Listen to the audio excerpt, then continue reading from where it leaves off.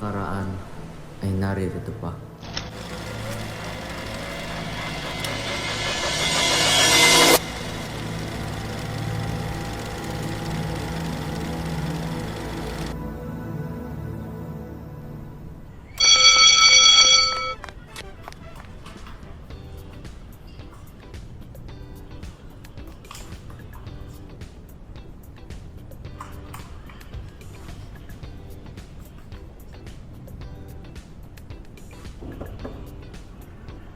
Sorry, Mom, I'm late.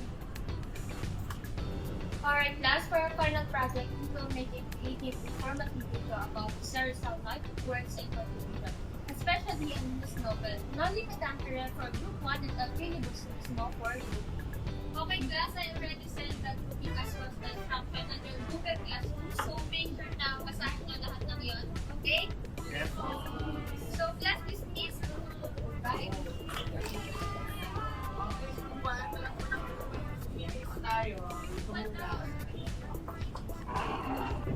So, kompleto na ba tayong group 1?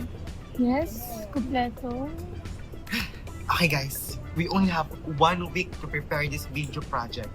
Ano kaya magandang gawin natin? Documentary style ba? Juan, boring yun. Gawin na lang ating vlog style na may short skits, stories, pero informative na rin. As long as walang quiz tomorrow, G ako. Pero saan tayo mag-film? What if sa Casa de Segunda, sa Lipa? Na-search ko din na dito daw tumira yung first love ni Rizal. Eh, pwede natin yung i-connect sa Nolimutan. Pwede, para may history feel at the same time love story. Okay! Perfect! Go! So guys, ready na lang natin yung script at para pwede na tayo mag-film. Mag-update na tayo sa GC natin. So guys, let's go! Here's the crew! History Crew!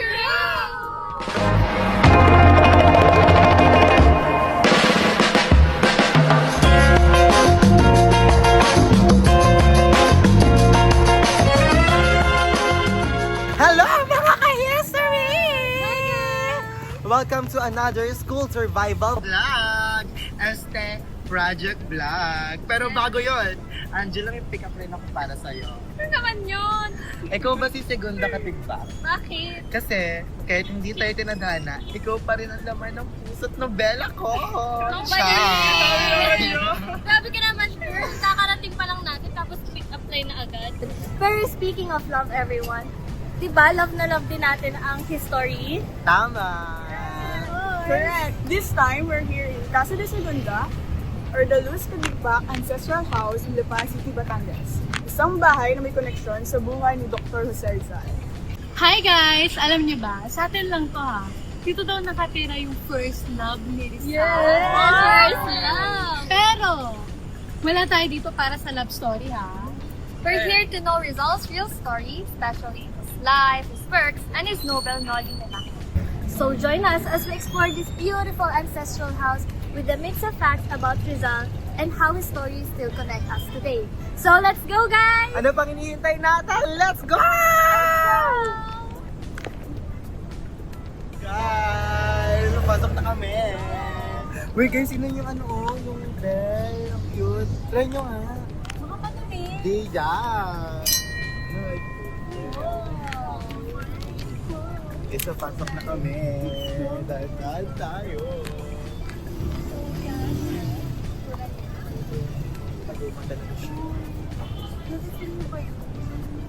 Oo nga, ba't parang masyadong tahimik naman dito? Oo nga, parang may mga sumisira sa mga bintana kanina eh. Grabe kayo, day late pa oh. Project pinunta natin dito. Liwanag ng araw ay sumainyo mga panauhin. Malugod kayong tinatanggap dito sa Casa de Segunda. Tahanang saksing buhay sa kasaysayan at gunitan ng pag-ibig at kabayanihan. Ako si Kuya Andres, ang inyong tagagabay. Dito, hindi nyo lamang masisilayan ang labi ng nakaraan, kundi madarama rin ninyo ang pagkamulat ni Rizal. Kuya naman, kalo ko multo na. Ganap na ganap ka kasi. Oo nga, tsaka yung entrance mo kasi kuya para pang portrait. Huwag kayong matakot.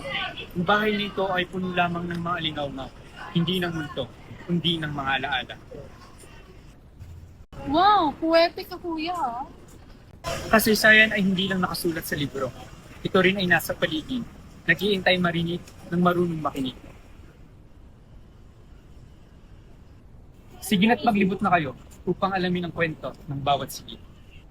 Medyo weird si Kuya, pero may laman naman lahat ng sinasabi niya. Oo nga.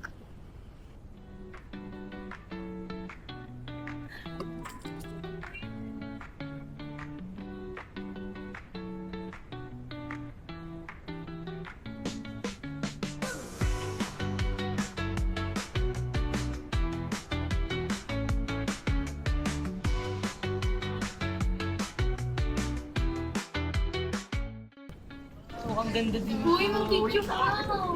Hindi na tayo dito tayo. Ayan! Ayun dito maganda na itik yan. Ayan. Ayan guys! Nakita na kami, ang ganda-ganda! I love it. Very Filipino style yung atake now. But now, let's start on Rizal's early life.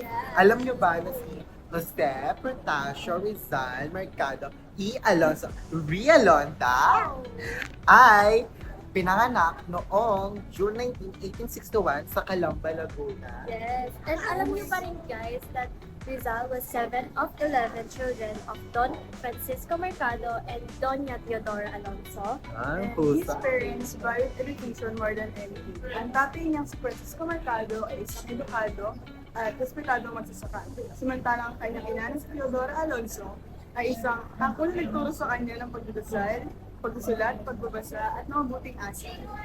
He was artistic too. Marunong siya magpinta, drawing, and mag-ukit. And even as a child, keep observer din siya sa buhay ng mga tao sa paligid. Saka di ba ang galing mo? Pero inyo yun, 8 years old pa lang siya, nakasulat na siya ng tula. Samantalang ako nag-nagod. Novelties. Oo, sis.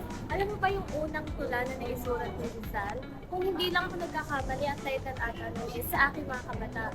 And with that, dun mo palang makikita yung dedication and love ni Rizal para sa ating bayan. Yes, perfect. Mga magulang ni Rizal ang kanyang pinagpaaral na Drex. Sa kanya niya natutunan ang dangal, paggalang at pagmamahal sa bayan.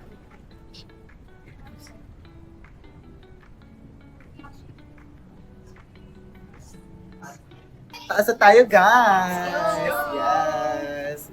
So after that, si Rizal ay nag-aral sa Ateneo at nakapagtapos ng with highest honor.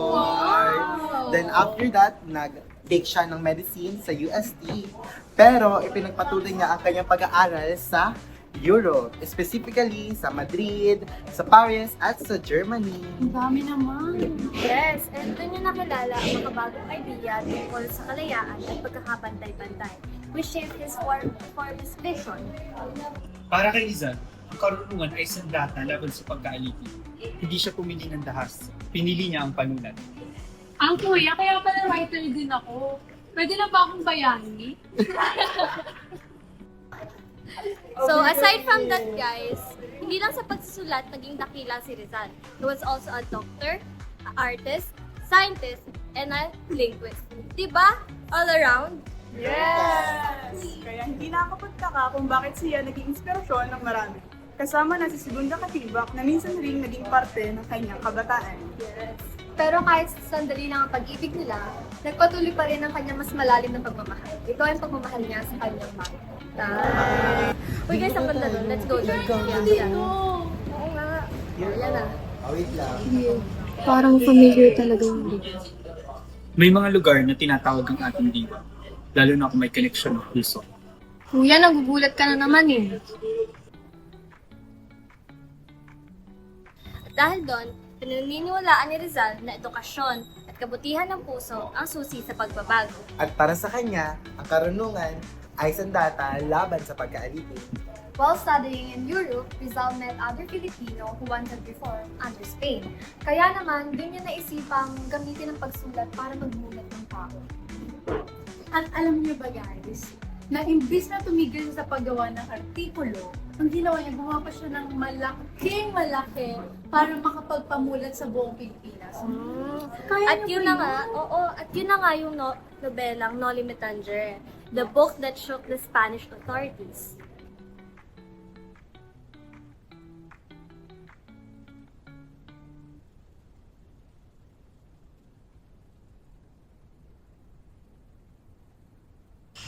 So guys, Noli Tangere means touch me not. Galing sa Bible verse that symbolizes the Truth Society refused to touch during Spanish flu. Exactly. Alam niyo ba, sinulat yan ni Rizal nung siya ay nasa Europe, especially in Spain and Germany. Tapos, nung pinablish niya ito na 1887 sa Berlin, sa tulong ni Dr. Maximo Viola. It exposed corruption, injustice, and abuse during Spanish rule. Kaya naman tinawag itong dangerous book. Pero kahit ganon, marami pa ding mga Pilipino ang nagising dahil dito. Isinulat ito ni Rizal hindi para manira, kundi para gisingin ang bayan. Sa bawat pahina makikita ang sugat ng bayan at ang pagdurusa at kawalan ng katarungan at pag-asa. Ibarra symbolizes Rizal's belief in progress as the key to learning and unity.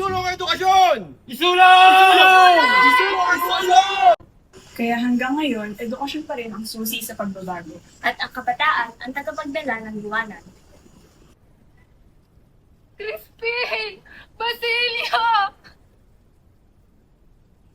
Sisa shows the pain of every Filipino mother, helpless but full of love. In the novel, parang sinisimbolize ni Sisa yung mga taong nawalan pero patuloy na lumalaban. Siyang tunay, ang kanyang mga luha ay luha rin ng bayan. Maria Clara shows the strength and the struggle of women during Rizal's time, but also shows how strong faith can be. Kaya nga naniniwala si Rizal na kung marunong at malaya ang kababaihan, aangat ang bayan.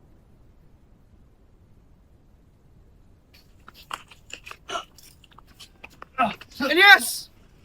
Elias, the voice of the people, gave his life so the next generation could rise through knowledge and courage. This symbolizes selfless sacrifices for the nation. And each character shows the different phases of our society: the rich, the poor, the powerful, and the powerless.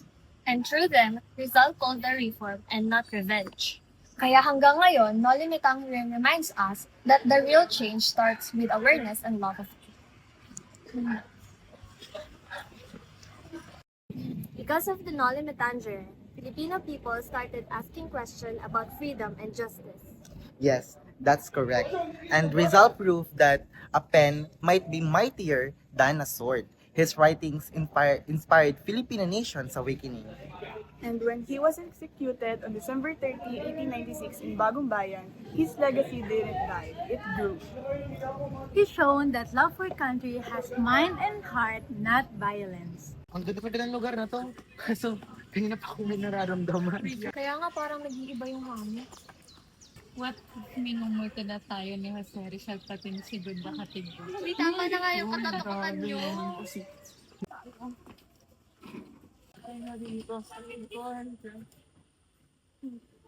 May mga sumasabay sa atin dito. Kuya Andres naman, lagi-lagi kayo sumusulpot.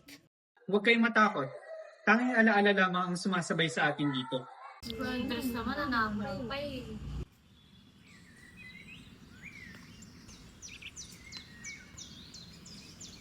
Casey, pagod ka na yata. Paano niyo po nalaman ang pangalan ko? Sa iyo ba to? Hala! Paano niyo po ito nakuha? Sa school ko po ito naiwan ah. Ang oras ay paalala na ang nakaraan ay laging umabot sa kasalukuyan kung may handang makinig.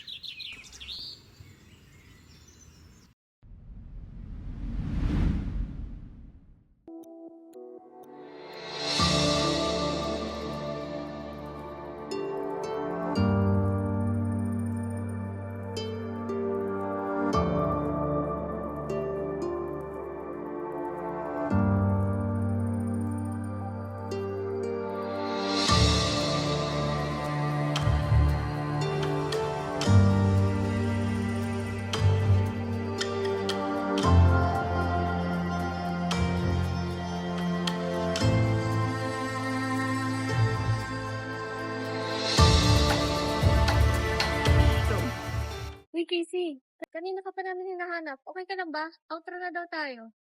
Let's go. And that wraps up our vlog, everyone!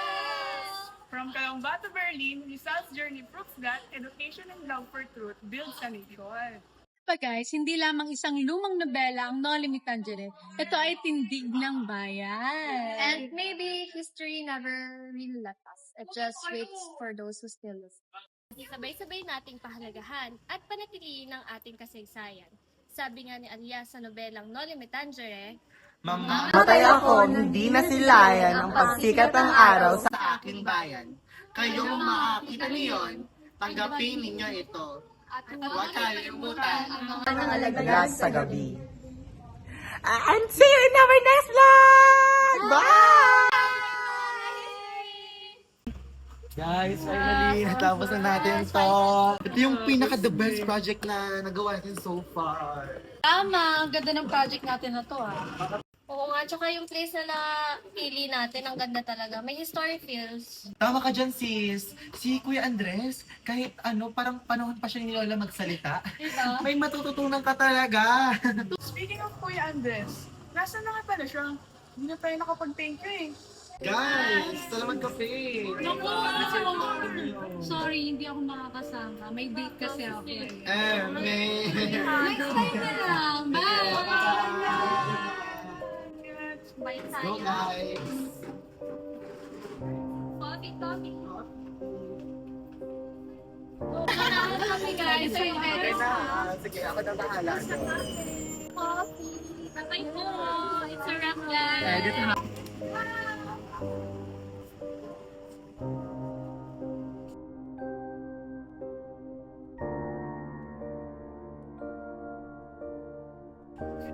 Kuya Andres? Kuya Andres? Ma'am? Nagsasarado na po kami. Kayo na lang po yung naiwan dito. Okay po. I-ask ko lang po sana if nakita niyo po yung guide namin kanina. Si Kuya Andres po. Magpapasalamat lang po sa kanya. Andres po? Ma'am, wala po kaming staff or guide na Andres. Po, pero siya po yung kasama namin simula po pagpasok. Wala po talagang Andres dito. Sige po.